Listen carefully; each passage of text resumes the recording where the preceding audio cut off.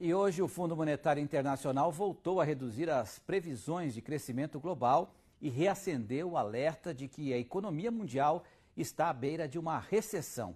Segundo o FMI, o crescimento do Produto Interno Bruto Global pode desacelerar para 3,2% neste ano.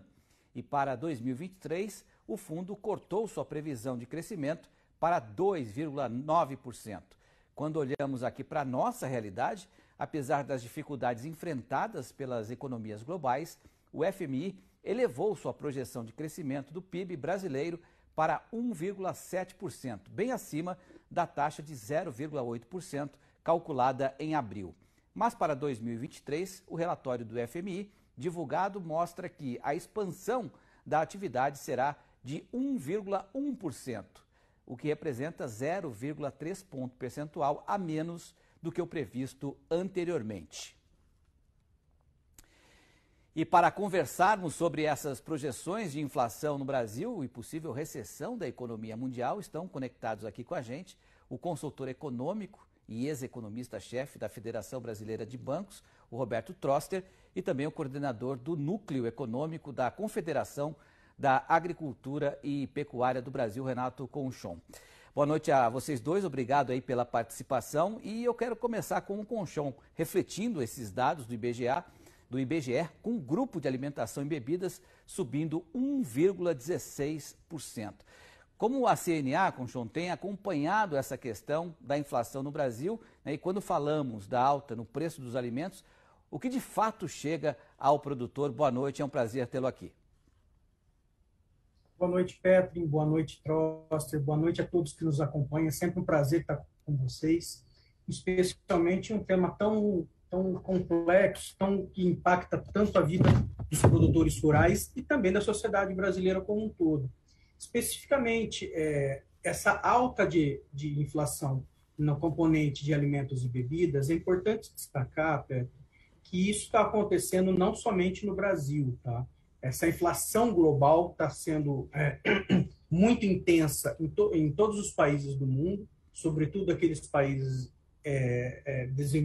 desenvolvidos, e isso está gerando uma série de fatores que os bancos centrais têm que reagir em relação a esse aumento de preços. Isso por conta ainda dos reflexos da pandemia e também por conta do conflito entre a Rússia e a Ucrânia. Isso desestabilizou a questão de transporte mundial de mercadorias e isso dificultou de uma maneira geral, o que nos leva ao aumento global dos preços de alimentos e bebidas no mundo todo. Aqui no Brasil, especificamente, a gente tem uma conjugação de fatores também. A gente não pode esquecer que alguns produtos eles têm a sazonalidade normal. O setor agropecuário sofre interferência muito grande dada a sazonalidade da produção de alguns produtos. Conforme mostrado na matéria, o preço do litro do leite subiu muito, mas é importante mostrar também que isso afeta diretamente os produtores rurais. Então, impacta os consumidores no aumento de preços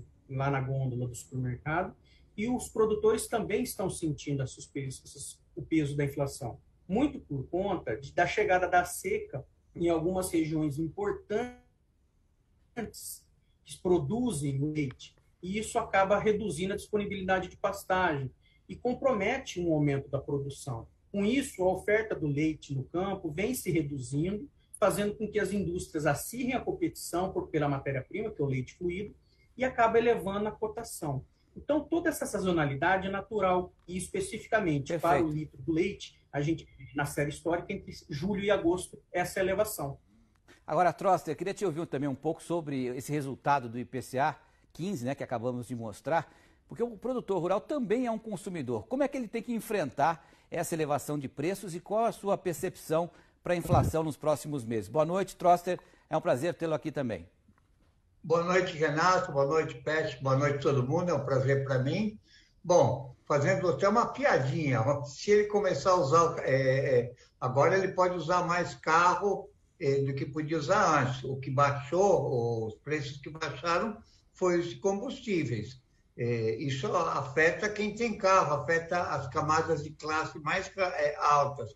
As camadas de renda mais baixa estão tendo alimentos mais caros, serviços como cabeleireiro, pastel na feira, esse tipo de coisa continua aumentando.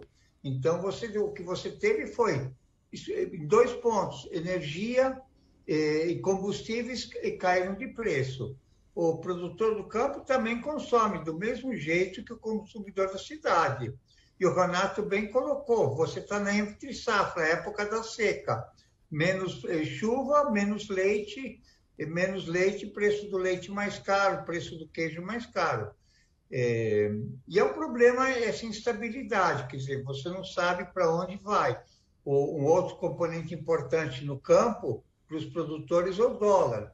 O dólar, por conta dessa insegurança fiscal, subiu. Dólar mais alto ajuda no curto prazo, mas essa instabilidade no médio e longo prazo afasta investimentos. Agora, voltando ao colchão, tem realmente essa questão da sazonalidade, né? E a gente percebe isso claramente no preço do leite, dos derivados, né? O café agora baixando um pouquinho, o litro do litro de soja, por exemplo, o óleo de soja também baixando um pouquinho no mercado. Como consumidor, a gente percebe isso. Mas para 2023, colchão, passando aí as eleições, né?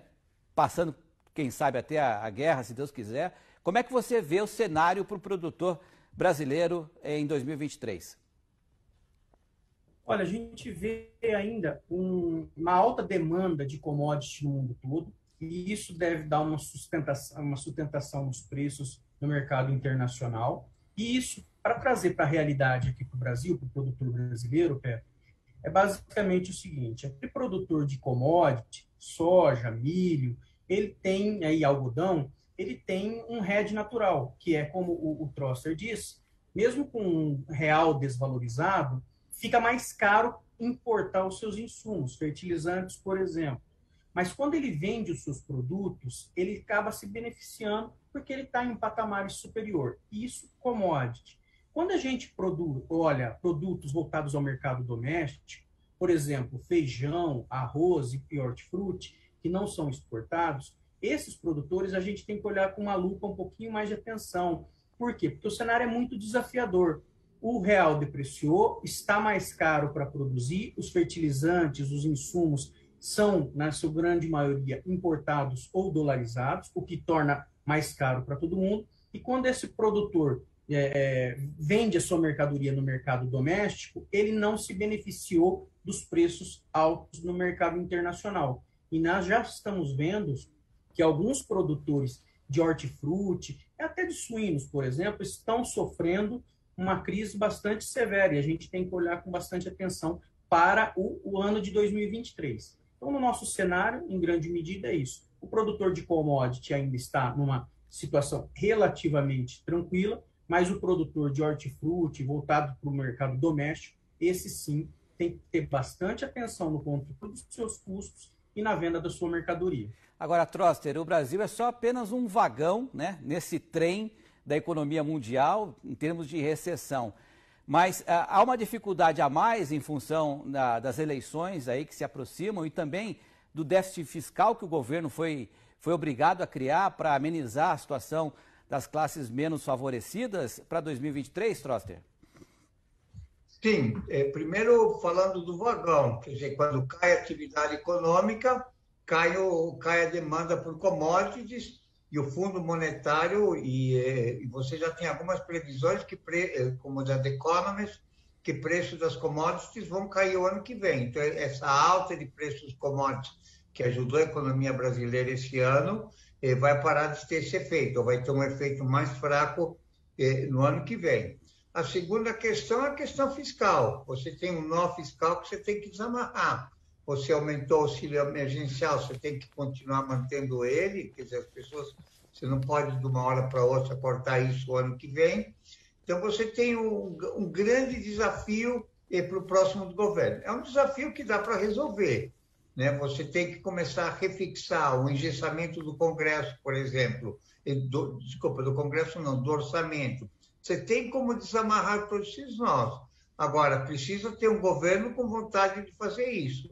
Mais do mesmo vai fazer com que a gente tenha mais do mesmo, quer dizer, cada vez menos crescimento e perspectivas menores para o agro e para o Brasil.